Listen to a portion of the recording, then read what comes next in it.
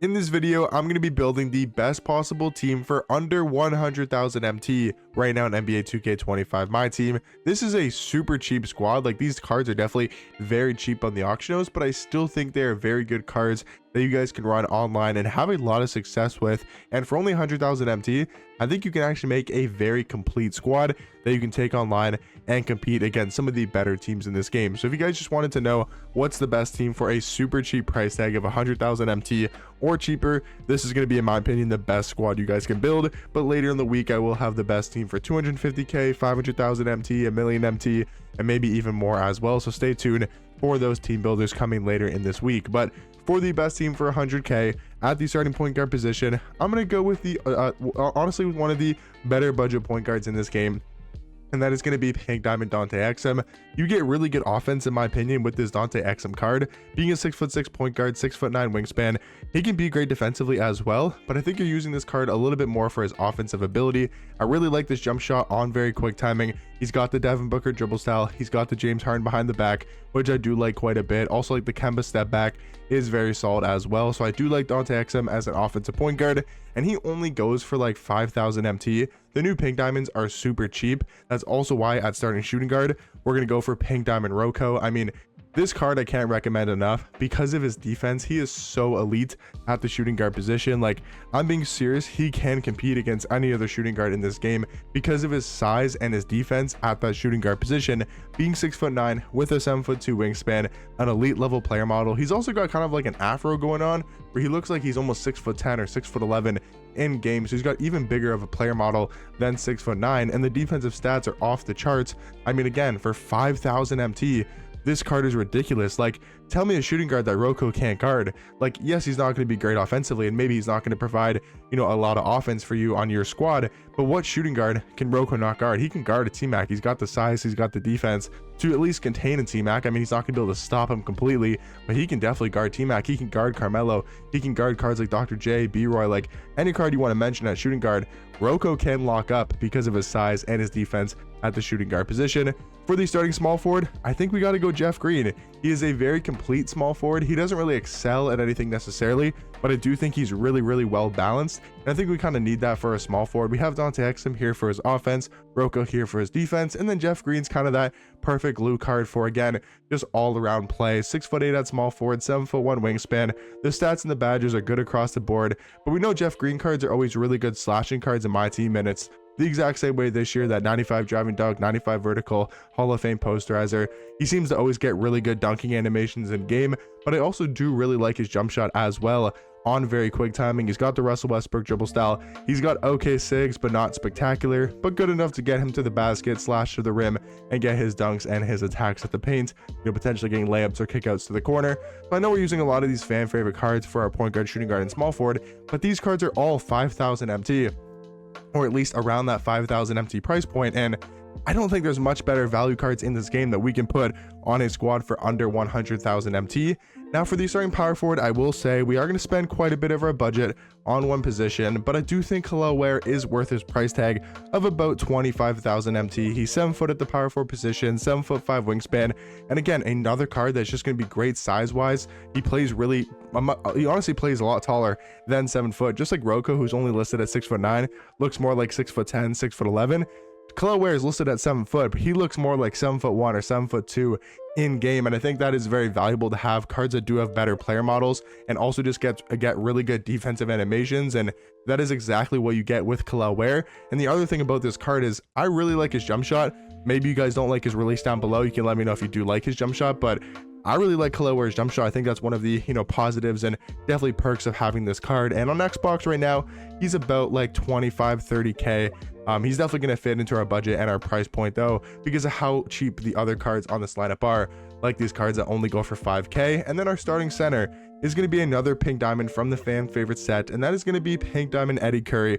But he is so good for his price, and he's like around 10,000 MT. He's honestly cheaper. He's like maybe 7,000-8,000 MT, and for that price, I mean, you get such good value with Eddie Curry, a 7-foot center card with a 7'7" wingspan, weighs 285 pounds, has that wide player build to really help him out on the defensive end. He's got a 98 strength. Honestly, if I had to give a comparison to Eddie Curry, you might call me crazy, and it is kind of crazy to say, but he's like a budget version of Shaq. And the reason why I say that is he's got the same wingspan as Shaq. Yes, he's not as big of player model wise, like 325 pounds compared to 285, but like he's basically the same player build as Shaq. They both have guard type of jump shots, like really quick releases. And yeah, Shaq's got better dribble sigs, and Shaq obviously has the better stats and badges by quite a bit, of course. But I'm talking about a budget version. I'm not saying he's anywhere near 100 overall Shaq, but like a budget version of Shaq, 10K compared to 3 million MT. I mean, again, for this type of squad, 100,000 MT squad builder, we're going to need these cheap cards. And I think Eddie Curry can play at a higher level with his player build. He can compete against the taller and bigger centers in the game. So really like this starting lineup. I mean, you're looking at 15K between these three pink diamonds, 10,000 MT for Eddie Curry, we'll say, just to kind of round up. We'll say that's 25,000 MT. And then you have maybe another 25K with Kalel Ware, putting our total up to about 50 to 55K. But I do think that's really good for the starting lineup. Off the bench, I think backup point guard, we kind of have to go pink diamond Stephon Castle. There's not too many cheap budget point guards in this game. You know, maybe you want to go diamond Justice Winslow, but that's about it I can really think of off the top of my head. But Stephon Castle has gone down in price. He's only about 15,000 MT, and he is a really good defensive point guard. You know, a little bit different than Dante Exum, but if you're looking for defense, I think Stephon Castle can still play at a very high level. His defense is top tier, Hall of Fame challenger, glove, immovable forcer, off-ball pass, on-ball menace, and pick dodger. And I'm looking on Xbox right now, he's about 12 to 13K. So again, for that price, I do think he's going to be a great point guard for us off the bench on this 100,000 MT squad. At the backup shooting guard position, I really like this Matt Barnes card still to this day. I think he can be a great defender, and I do like him a lot alongside Stephon Castle. I ran this kind of duo on my No Money Spent account quite a bit when I first started playing on my No Money Spent account, and I really like these cards together because, you know, Stephon Castle is more of the lockdown defender, but honestly, Matt Barnes is just as good defensively. But the thing that Matt Barnes brings to the table is his jump shot. Honestly, one of the quicker jump shots in this entire game. And when we're talking about a card that goes for 7,000 MT, I'm looking on Xbox right now, he's like 6,000, 5,000 MT I'm seeing one up for. So like 5,000 MT for Matt Barnes is ridiculously good of a price. He's got a quick jump shot, allowing him to be more of a 3-hunting guard than other defensive cards in this game. Like Rocco doesn't have a fast enough jump shot where he can be, you know, a 3-hunting type of guard. But what Rocco has is that size and that defense over Matt Barnes. But Matt Barnes does have that offense, I should say, over a card like Rocco. And again, for 5,000 MT, both those cards are amazing for their price. Now for the backup small forward position, you guys might be surprised, but this is a Diamond Dean Wade is actually very good at the small forward position. So shout out to DBG. Obviously looks like Dean Wade and kind of got him a card a couple of years ago. Damn, that was like 5 years ago. I think that was 2K20, or maybe it was 2K21, Dean Wade. But 6'9" at small forward, 7-foot wingspan, really complete card. Like for a diamond card, really good stats and badges in the category that it matters. And his jump shot this year on very quick is actually solid. He's got good enough dribble sigs, and a card that goes for like 2,000 to 3,000 MT. Again, we're talking about these very cheap cards. He's going to get the job done. He's 6'9". He has a good player build.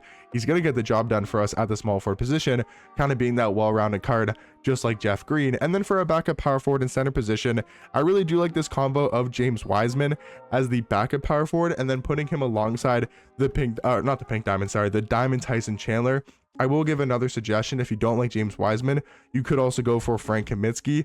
He's a really good stretch big to put alongside Tyson Chandler, because Tyson Chandler is definitely known for his defense, and you know, is on the squad for his defense. But I think James Wiseman would be my pick at the power forward position. But again, off the bench here, we have 15K, 20,000 MT in total. We'll say like 25K, maybe another 10K, 35K, and then we'll say another 5,000. So 40K for the bench, about 50 to 55K for the starting lineup. A rough estimate, this team could probably cost about 90 to 100,000 MT. Really complete squad in my personal opinion. Again, by no means can this squad, you know, if you're not good at the game, can this team beat the best team in the game?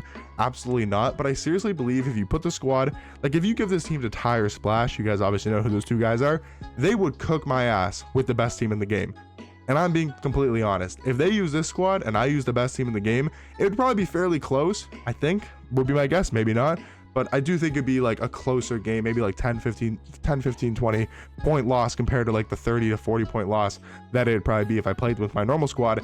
That goes to show that if you're good enough at this game, you can use this squad and you can compete against the better teams in this game 1000%. So I think the squad has the ability to go online to compete. I think you got really good cards in here and a very well balanced team. But let me know in the comment section down below what you guys think about this squad, what you guys maybe would change about it, add some cards in, take some cards out, all the type of stuff. But just wanted to give you guys a helpful video here. If you're looking to build a super cheap budget squad, this is in my opinion the route I would go personally, and the cards I would pick up for the best team for under 100k. But hopefully you guys found this video helpful. Hopefully you guys did enjoy, and I'll catch you guys in the next one.